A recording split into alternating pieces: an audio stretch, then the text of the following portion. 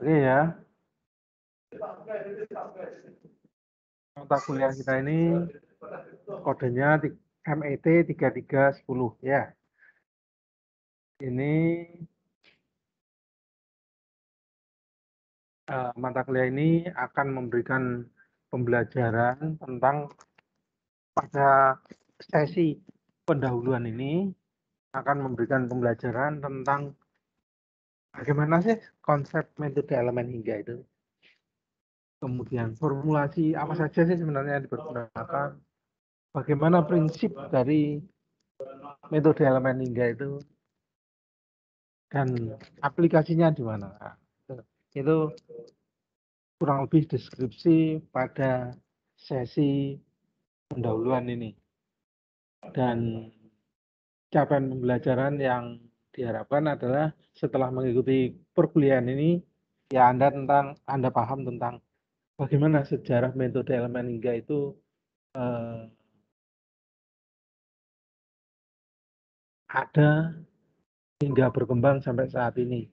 Kemudian bagaimana sebenarnya prinsip dan konsep metode elemen hingga itu. Kemudian apa saja formulasi yang dipergunakan. Serta aplikasinya di mana saja. Itu kurang lebih tentang metode elemen hingga ya. Sedangkan buku-buku yang jadi referensi ini yang saya baca itu ya 3 buku ini. Tetapi Anda boleh baca buku yang lain dan isinya ya sama saja. Ya. Sedangkan pada pertemuan ini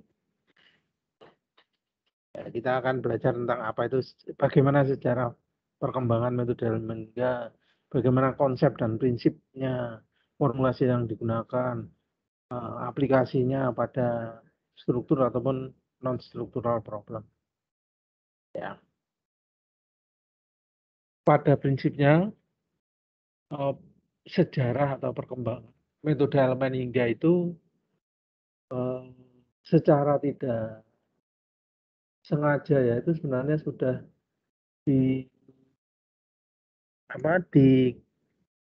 dipergunakan oleh orang-orang ilmuwan pada masa lampau. Hanya mereka belum sadar bahwa itu adalah metode elemen hingga seperti yang kita pelajari saat ini. Ya dulu itu ya ceritanya itu dulu itu orang-orang ilmuwan matematika itu pada zaman dulu kalau mau menghitung keliling sebuah lingkaran seperti ini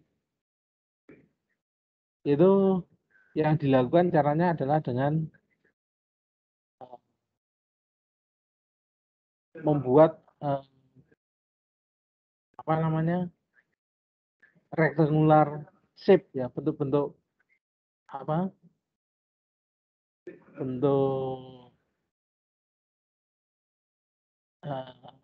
yang struktur seperti ini. Jadi lingkaran itu dibagi dalam bentuk segitiga seperti ini. Nah, seperti ini. Ya. Mohon maaf Pak. Ya, bagaimana? Ada apa? Slide-nya nggak ada Pak. Slide-nya nggak kelihatan. Weh. Ini tapi saya rekam. Nanti rekamannya akan saya share. Ya. Slide-nya nggak kelihatan. Iya Pak, di HP saya nggak ada Pak. Sekarang kelihatan? Nggak ada juga Pak. Nggak ada juga. Sama Pak, nggak kelihatan juga Pak.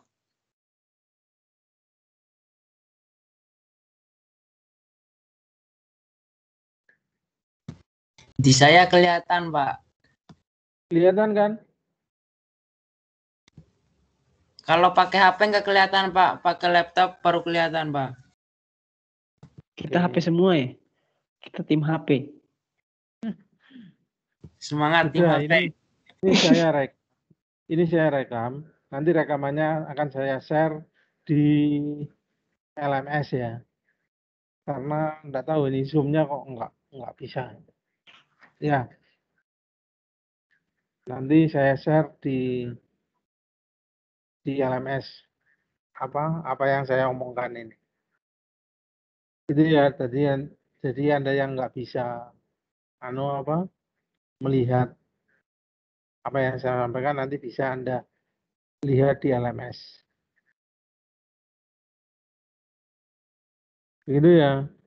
Jadi dulu itu orang ilmuwan matematika di masa lalu itu kalau ingin menghitung keliling sebuah lingkaran itu dilakukan dengan cara membuat rectangular shape seperti ini. Jadi lingkaran itu dibagi dalam bentuk rectangular shape seperti ini dalam jumlah tentu sehingga akan membentuk lingkaran. Ya. Tetapi bisa rectangular shape-nya itu bisa di dalam lingkaran dan bisa pula dibuat di luar lingkaran seperti ini. Nah, ini kelemahannya kan ada daerah yang nggak terhitung kan. Jadi lingkarannya kan bentuk kotak-kotak ini. Ya.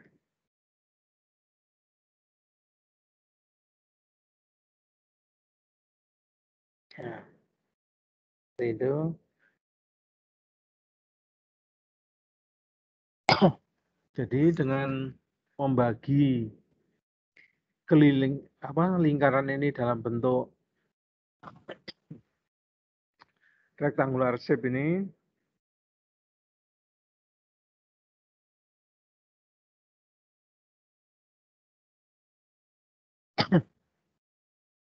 itu kan dengan pendekatan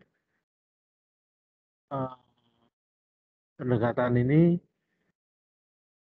maka kelilingnya itu adalah sama dengan limit dari keliling ini yang dalam ini, SL ini kan yang dalam ini, dari N hingga sebuah jumlah yang tertentu. Kalau jumlahnya ini banyak sekali kecil-kecil, maka daerah ini yang datar ini akan menjadi kecil-kecil semua. Kecil-kecil semua. Sehingga tangan yang dibentuk itu kan sama dengan N jumlah dari shape-nya dibagi dengan 2 kali jari-jarinya. Sehingga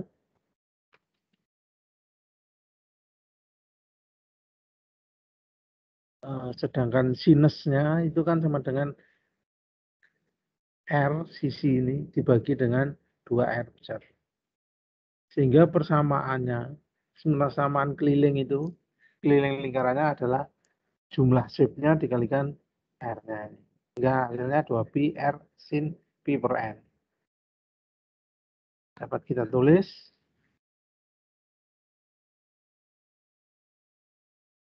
karena N adalah 2R tangan pi per N dan R 2R sin pi per N. Tangan itu kan sin per cos ya. Sehingga akan ketemu persamaannya seperti ini. Bila N-nya ini tidak terhingga, maka pi per N akan menjadi mendekati 0. Sehingga sin 0 adalah sama dengan 1. Sehingga keliling lingkarannya adalah ketemu sama dengan 2N kali R. Nah, ini adalah metode yang dilakukan oleh para ilmuwan zaman dahulu dalam menghitung keliling sebuah lingkaran. Demikian pula bila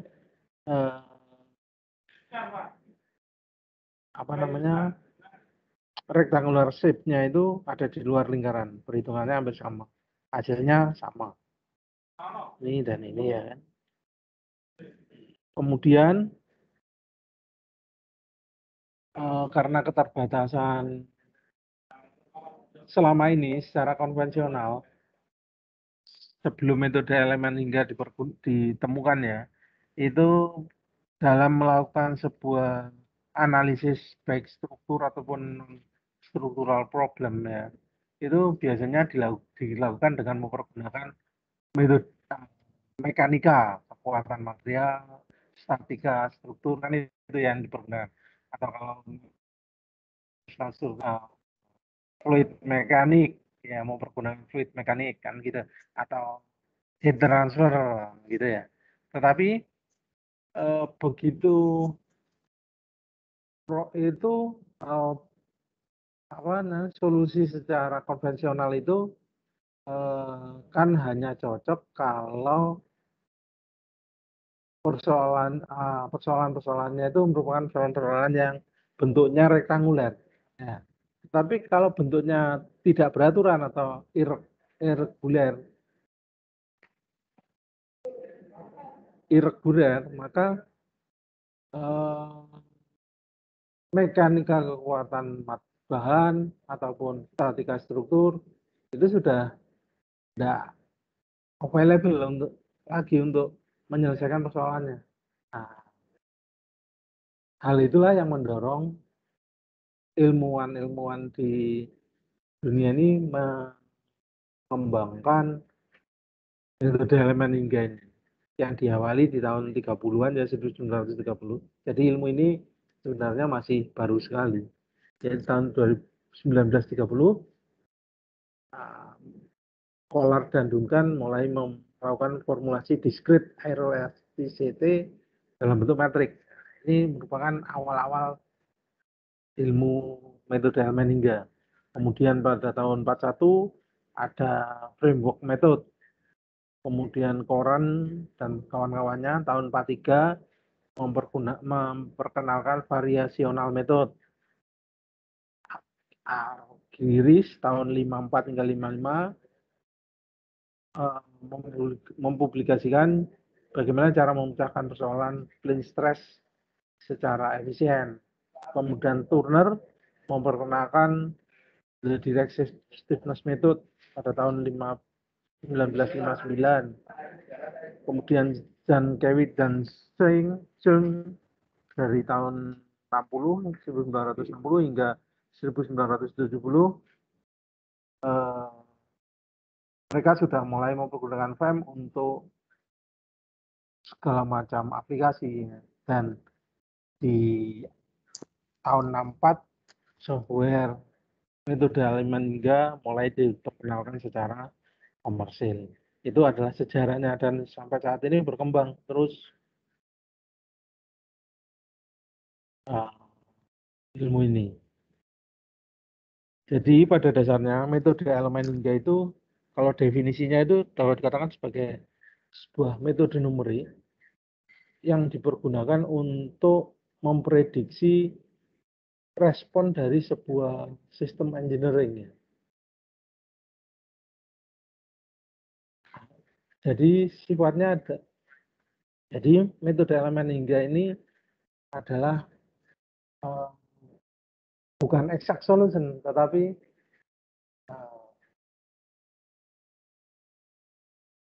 approximation, pendekatan, bukan exact. Artinya itu penyelesaian yang dihasilkan itu bukan penyelesaian yang final atau pasti. Seperti kalau kita menghitung dengan mempergunakan mekanika kekuatan bahan atau statika struktur, atau mungkin mekanika fluida dan lain-lain. Tetapi ini adalah sebuah pendekatan, sebuah metode pendekatan atau approximation. Jadi hasilnya perlu sebuah validasi, perlu sebuah verifikasi untuk tingkat akurasinya. Karena hanya merupakan sebuah approximation atau prediksi atau pendekatan. Pada awalnya metode elemen hingga ini hanya dipergunakan untuk mencari solusi persoalan struktur saja, tegangan-tegangan pada struktur yang irregular. Ya. Tetapi dalam perkembangannya juga dipergunakan untuk kasus-kasus non-struktural seperti fluid flow, head flow, dan lain sebagainya. Dan parameter-parameter yang biasanya dihitung dengan menggunakan metode elemen hingga ini diantaranya adalah displacement, velocity, temperatur, dan lain sebagainya. Ya. Nah, ini seperti ya LMH ini bukan exact solution, itu yang harus Anda pahami. Contoh aplikasinya seperti ini. Contoh aplikasinya seperti ini ya. Kita punya kunci pas gitu ya. Bila kita beri beban di daerah ini,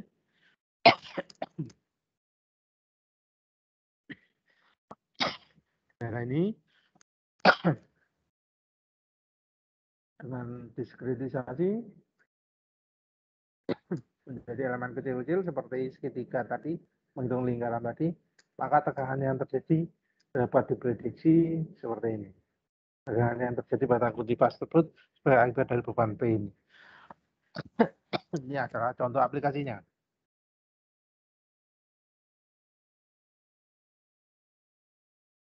Pada dasarnya prinsip dalam metode Helmholtz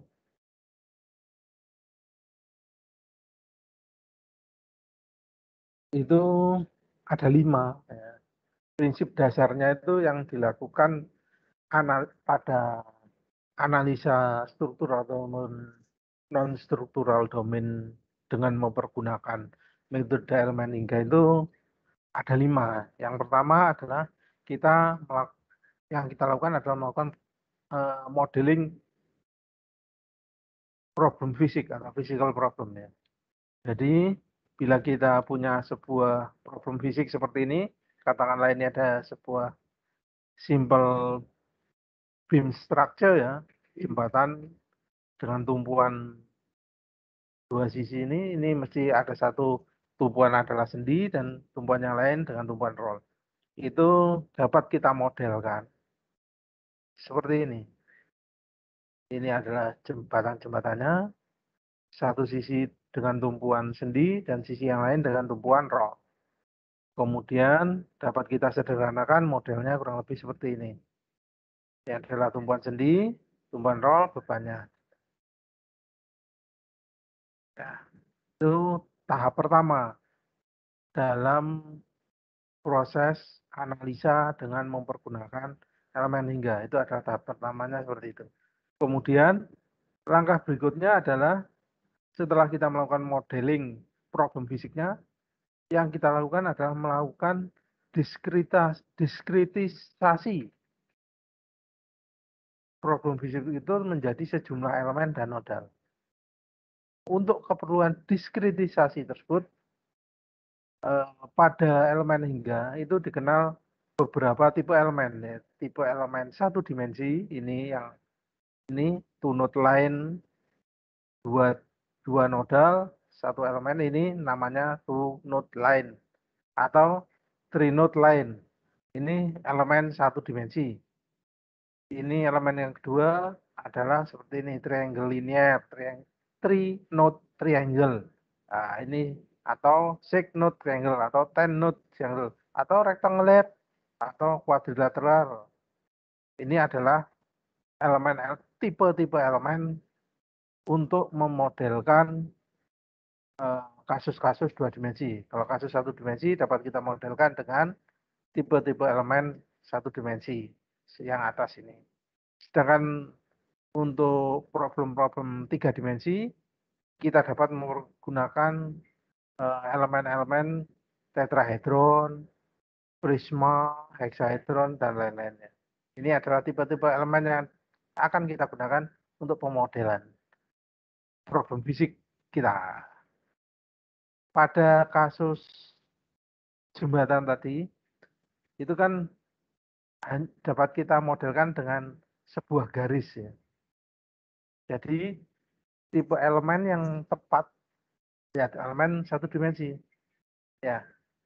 Nah, ini kan elemennya, ini adalah tumpuan sendi.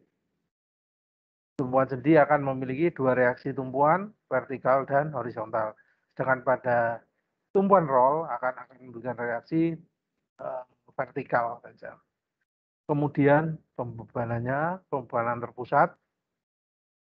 Kemudian kita melakukan proses diskretisasi. Jadi batangnya ini, batang jembatannya itu kita bagi-bagi menjadi sejumlah elemen dengan tipe elemen satu dimensi. Yang pertama tadi ya ini elemen pertama, elemen kedua, elemen ketiga, 4, 5, 6, 7, 8, 9, 10. Jadi batang ini kita menjadi 10 elemen dengan 1, 2, 3, 4, 5, 6, 7, 8, 9, 10, 11 nodal, titik nodal. Jadi ada elemen 1, elemen 2, elemen 3, dan seterusnya. Kemudian proses selanjutnya adalah bagaimana persamaan elemen tiap-tiap elemen dari model tadi.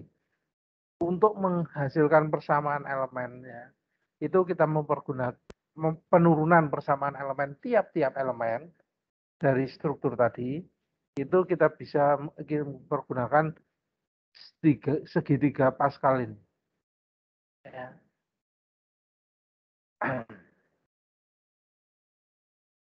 Jadi untuk menurunkan persamaan elemen tersebut, pada prinsipnya dilakukan dengan 3 tahap, yaitu kita harus tahu displacement function dari elemen tersebut.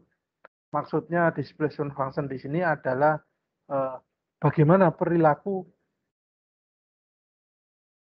perpindahan dari elemen tersebut.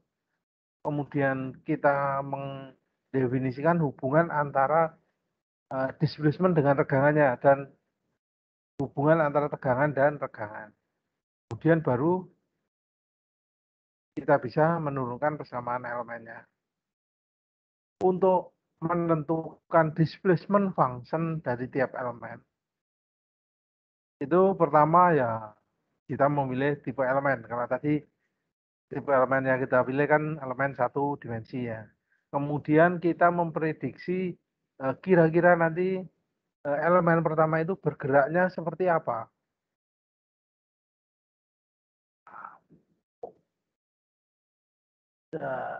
Cara untuk memprediksinya ya dengan kita menentukan fungsi persamaan pada elemen tersebut. Ya, prediksi, tapi persamaannya itu prediksi. Ya, prediksi persamaannya bagaimana caranya? Nah, itu mempergunakan segitiga Pascal tadi. Segitiga Pascal tadi untuk membuat prediksinya ini. Jadi katakanlah 2 persamaan ini aja, X dan Y. Ya. Nah, contohnya untuk kasus 2 dimensi, kalau 1 dimensi mungkin perpindahannya hanya sepanjang sumbu X saja. Jadi Y sama dengan atau sumbu X kita nyatakan dengan perpindahan pada sumbu X kita nyatakan dengan simbol U, maka persamaan displacement-nya atau persamaan pergerakannya itu kita prediksi dengan persamaan A1 plus A2X. Ya. Di mana A1 itu merupakan sebuah konstanta, A2 juga merupakan sebuah konstanta, dan X adalah prediksi displacement sepanjang sumbu X. Tapi kalau kasusnya 2 dimensi, ya mungkin akan terjadi perpindahan dalam arah sumbu X dan perpindahan dalam sumbu Y. Untuk X kita nyatakan dengan simbol U, sumbu Y-nya nyatakan dengan simbol B. Ya, ini kemudian setelah persamaan displacement function itu kita definisikan, kita membuat hubungan antara tegangan dan regangan ya, regangan yang akan terjadi ya. Hubungan antara displacement dengan regangan. Kalau dalam arah sumbu X ya perubahan displacement dalam arah sumbu X dibagi dengan dx, du per dx. Kalau dalam arah sumbu Y ya dv per dx. Tetapi kalau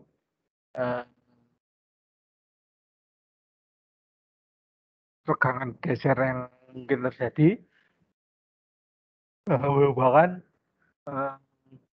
penjumlahan dari du per dy per dv per dx. Sedangkan perpindahan dalam sumbu X dapat kita uraikan lebih lanjut seperti ini. Ya.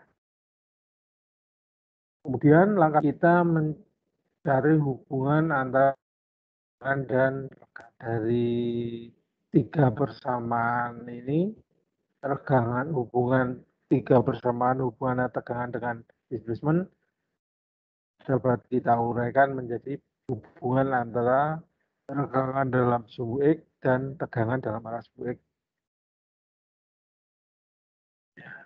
Dan secara umum bentuk persamaannya nanti akan menjadi persamaan matrik, yaitu persamaan gaya matrik gaya yang bekerja pada tiap-tiap titik nodalnya tadi sama dengan matrik kekakuan dari elemen tersebut dikalikan dengan perpindahan matrik perpindahan dari tiap nodalnya. Ini adalah bentuk umum persamaan elemen yang akan kita peroleh nanti. Sedangkan formulasi yang dapat dipergunakan untuk menurunkan persamaan elemen tersebut ya bisa menggunakan direct equilibrium method atau work atau energy method atau weight residual method.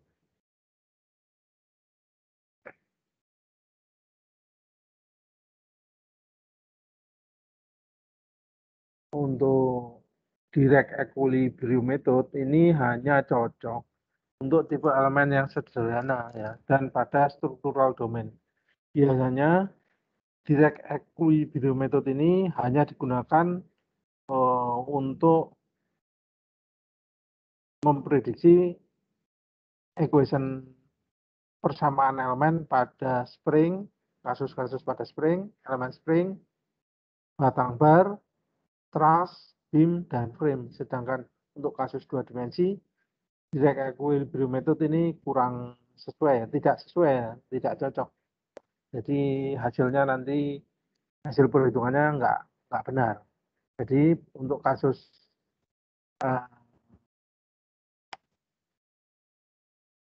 dua dimensi maupun tiga dimensi biasanya mempergunakan prinsip virtual walk atau variasional prinsip, dan yang paling sederhana ya pakai variasional prinsip ya, yang dikembangkan oleh Korn et al. Itu, dan prinsip yang digunakan dengan mempergunakan prinsip minimum potensial energi.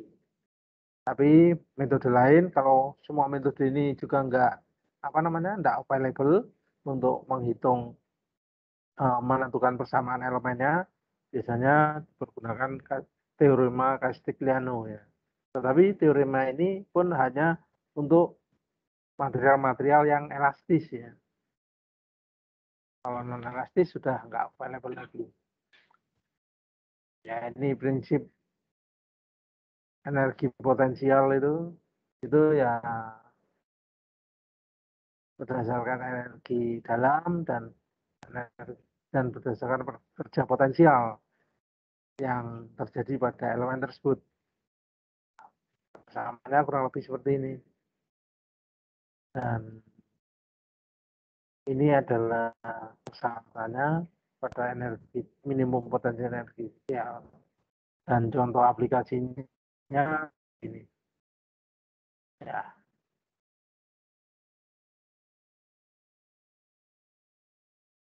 Ya, itu tadi kurang lebih proses. Oh, sebentar. Kita nggak ke sini dulu ya. Penurunan persamaan elemennya. Proses penurunan persamaan elemennya. Untuk kasus satu dimensi ya. Sedangkan untuk kasus problem dua dimensi,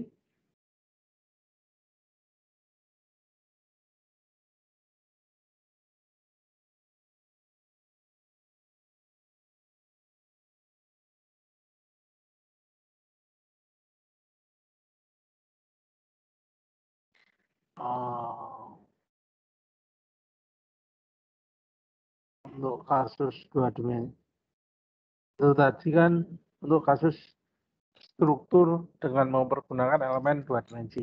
Kalau strukturnya itu merupakan sebuah struktur yang dimodelkan dengan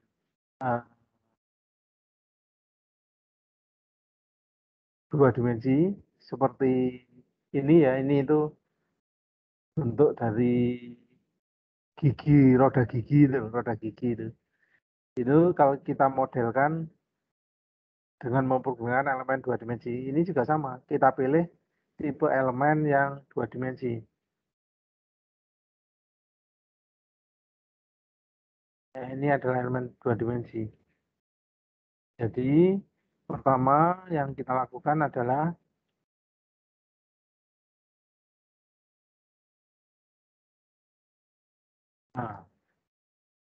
kita pilih tipe elemen dua dimensinya. Bisa ini, bisa triangular, bisa rektangular, bisa kuadrilateral atau rektangular kuadratik atau triangle, ya.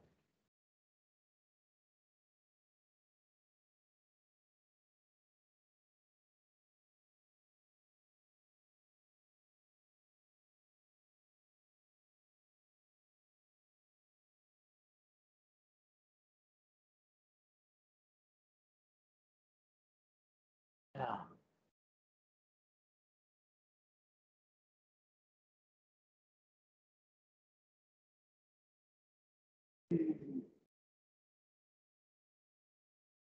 Nah, ini kebetulan ini dipilih apa ya, rektangular ya, dengan 1, 2, 3, 4, 5, 6, 7, 8 titik nodal hingga membentuk bentuk dari gigi sebuah roda gigi.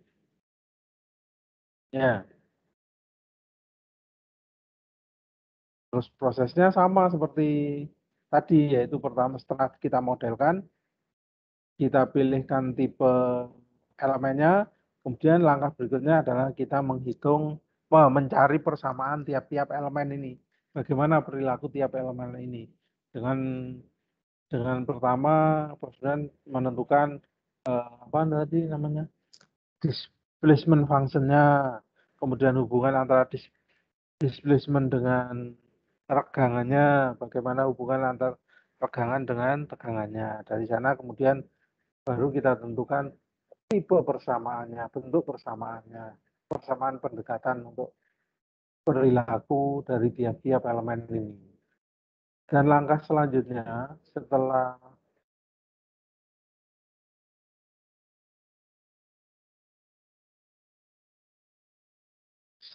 kita tentukan persamaan elemennya, kita melakukan proses assembly. Ya, dari persamaan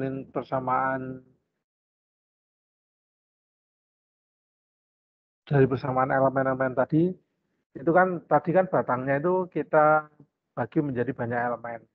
Nah, itu kemudian elemen-elemen persamaan elemen tiap-tiap elemen tersebut kita gabung menjadi satu. Kita assembly sehingga menjadi persamaan keseluruhan elemen.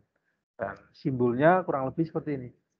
F besar, matrik F besar sama dengan matrik kekakuan dari global struktur dan perpindahan global dari struktur. Ini ya. Ini angkanya, dan setelah persamaan globalnya ini kita peroleh, kemudian kita mulai melakukan perhitungan parameter-parameter yang dibutuhkan untuk menganalisa struktur tersebut. Parameter, katakanlah kalau pada persoalan struktur ya mungkin kita mencari tegangannya, regangan, displacement. Sedangkan kalau kasus non struktural mungkin kita mencari head flow, fluid flow, dan lain sebagainya itu.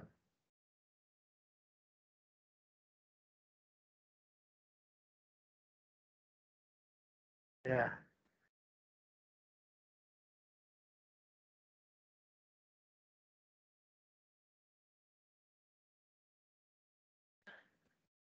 Tuh.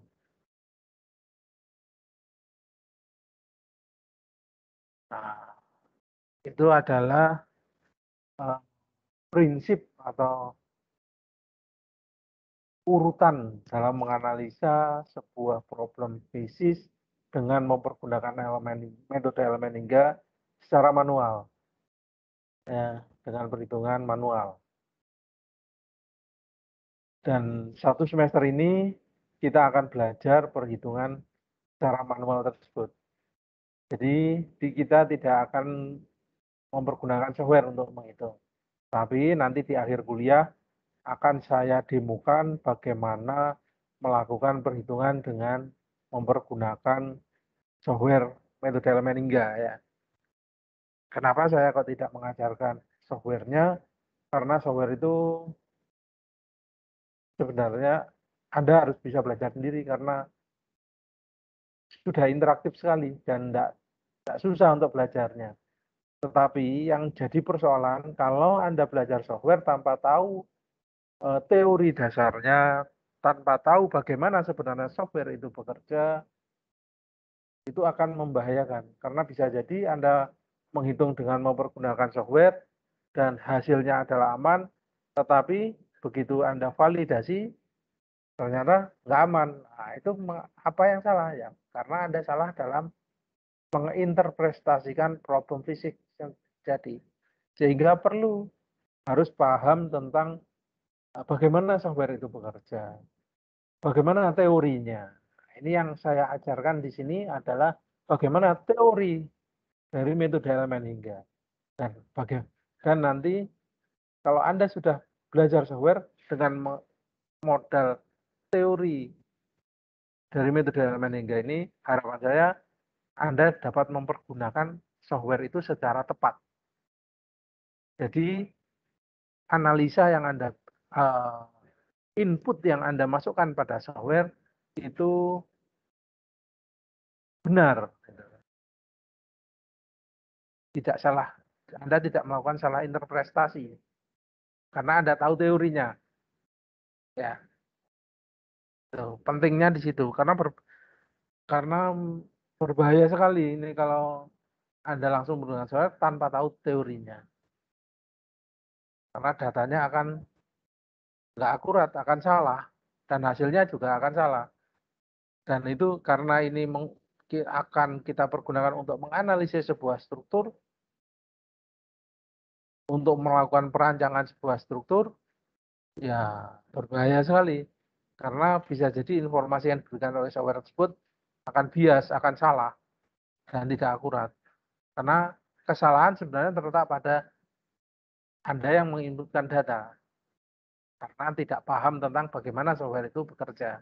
Tidak tahu tentang teorinya bagaimana software itu bekerja. Itu persoalannya. Dan perlu Anda ketahui,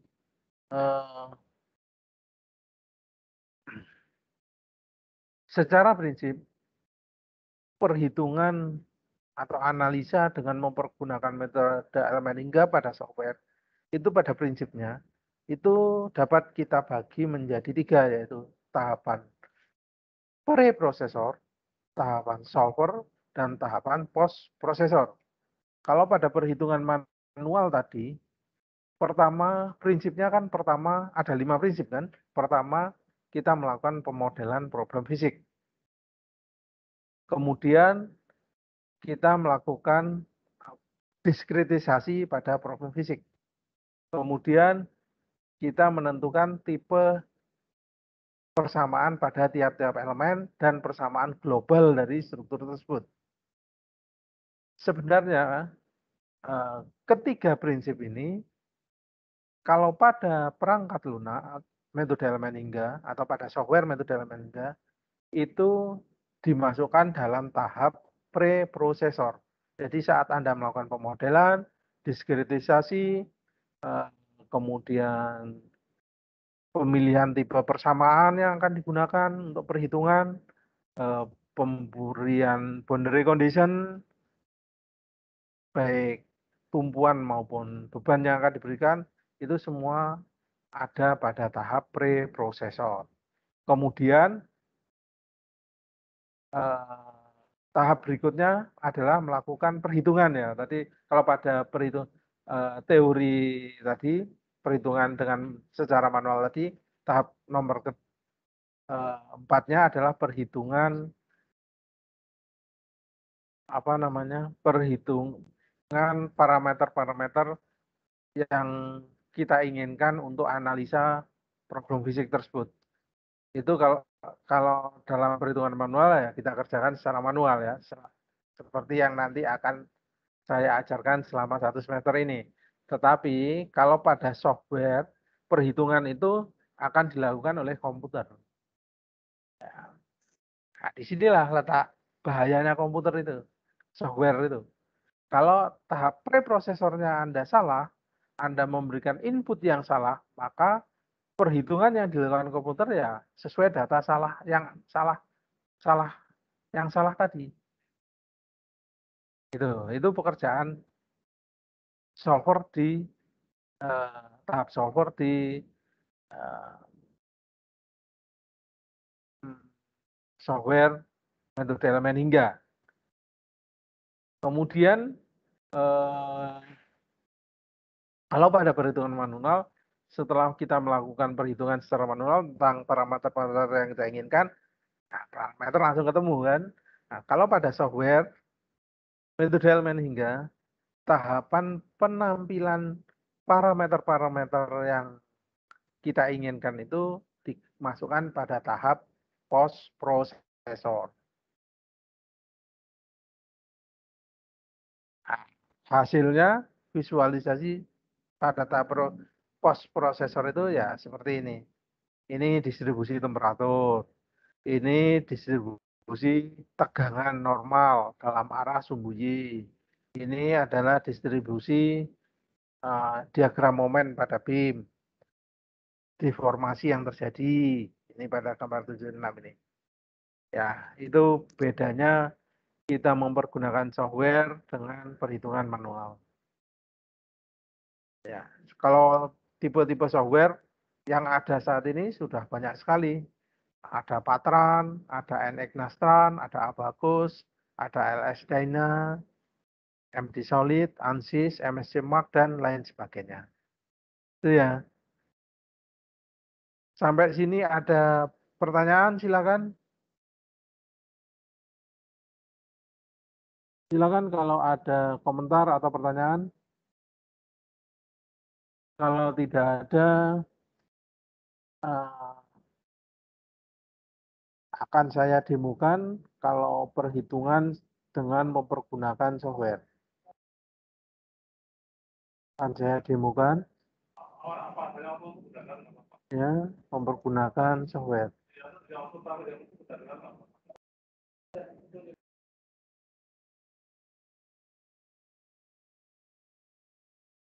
Kebetulan yang saya punya adalah software bagus ya. Saya akan coba demonstrasikan penggunaan software metode elemen hingga.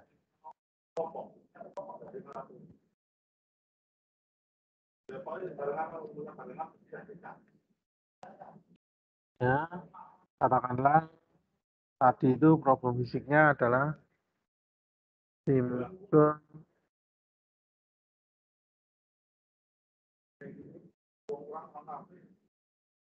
BIM structure ya.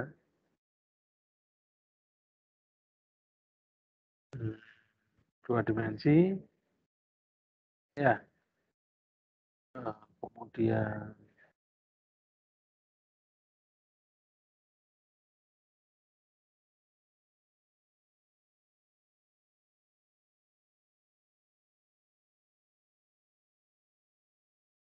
katakanlah panjangnya adalah 80,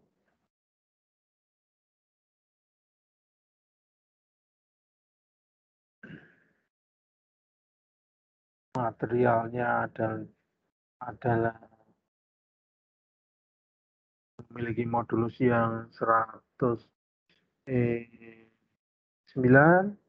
Pak, ini softwarenya nggak bisa ini ya Pak, full screen Ji. Softwarenya nggak bisa di full screen Ji. Softwarenya ini full screen. Soalnya tampilannya enggak terlalu ini, Pak. Agak buram. Enggak, Hmm? agak buram, Pak, Ini tampilannya. udah full screen ya? Oh, iya. Ini udah full screen. Ya, dua, katakanlah batang berbentuk beam seperti ini. Kemudian, ya, eh,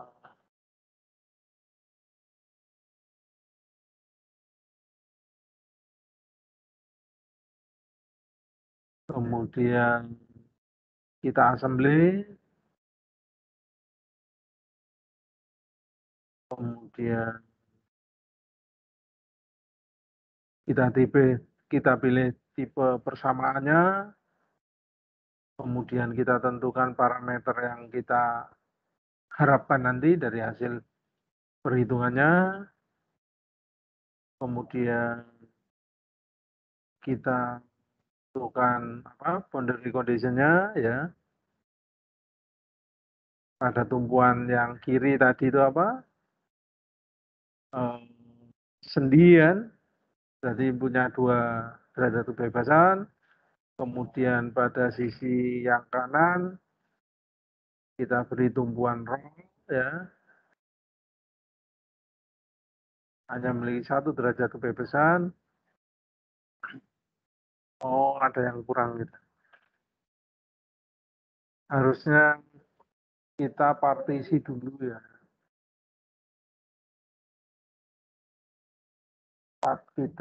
Harusnya kita tentukan poinnya.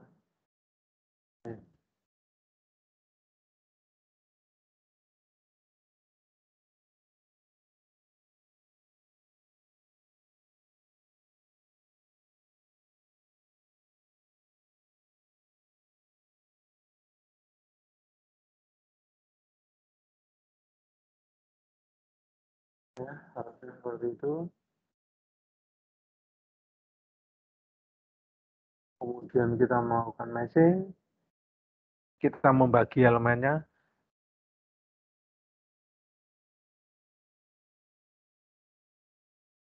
Ya, kita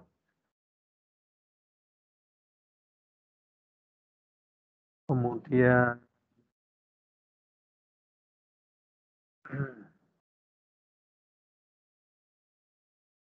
kita beri bebannya tadi belum kita masukkan. Concentration load.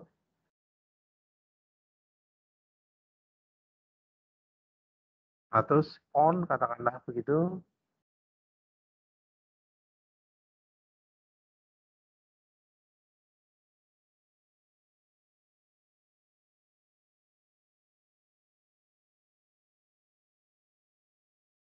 Cek.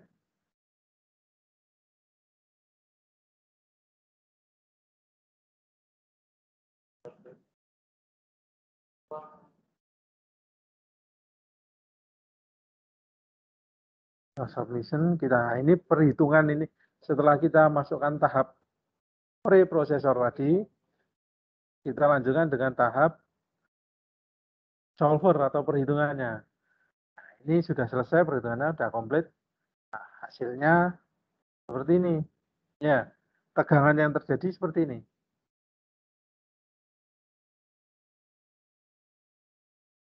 Ya, ya. Tegangan yang terjadi seperti ini. Ya, ini adalah tegangan yang terjadi. Jadi batangnya itu tadi bentuknya adalah seperti ini, segi 4 ya, rektanguler. Kemudian sebelum terdeformasi lurus seperti ini kan. Nah, setelah kasih pembebanan, dia akan yang ada di bawah itu. Gambarnya ada di bawah itu. Ya. Sedangkan berapa besarnya displacement yang terjadi? Nah, ini besar displacement yang terjadi. Yang warnanya merah, ini adalah perhitungan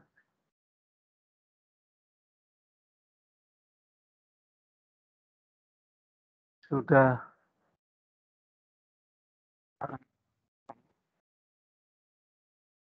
di hasilnya seperti ini. visualisasi hasilnya.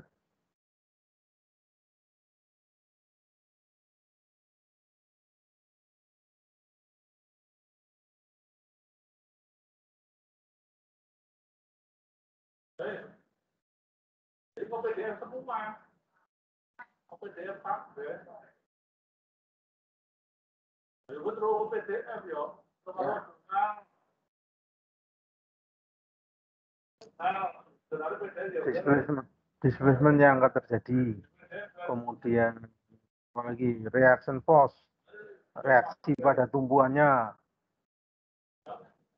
50, hanya tadi kan 100 ya dalam arah vertikal.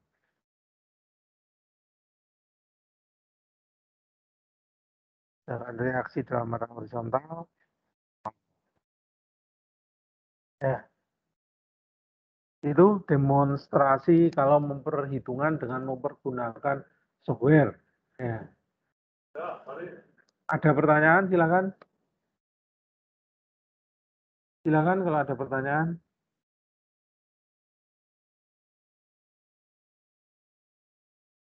Bagaimana?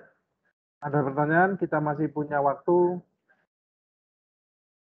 sampai jam 12 ya. Masih ada waktu 38 menit. Silakan kalau ada pertanyaan.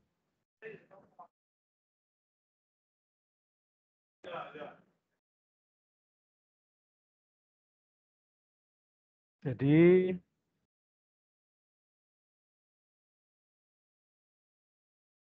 di sesi pendahuluan ini kurang lebih seperti itu. Yang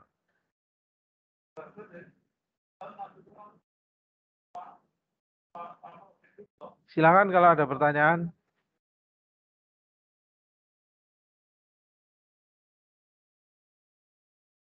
Silakan kalau ada pertanyaan. Tidak ada? Belum ada. Oke, apakah? Iya Pak, belum ada. Oke, kalau memang nggak ada, sudah presensinya sudah semua belum? Di presensi mandiri. Yang utama di presensi mandiri dulu. Sudah, Pak. Sudah semua? Ini saya cek lagi ya.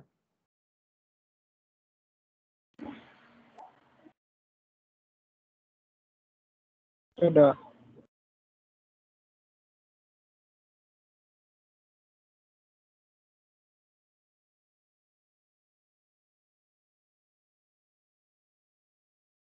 Aris Munandar, belum presensi.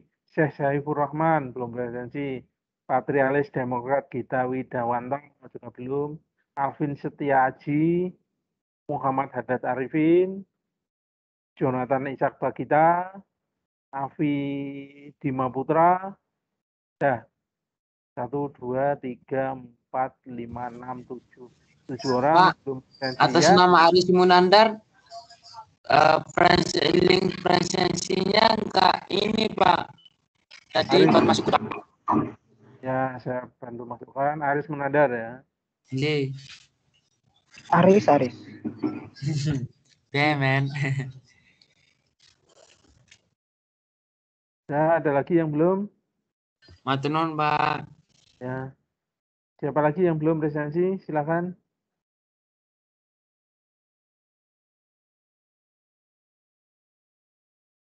Silakan. Afi Dima Putra, nggak hadir. Sudah ya. Kalau tidak ada pertanyaan, perkuliahan hari ini saya akhiri. Dan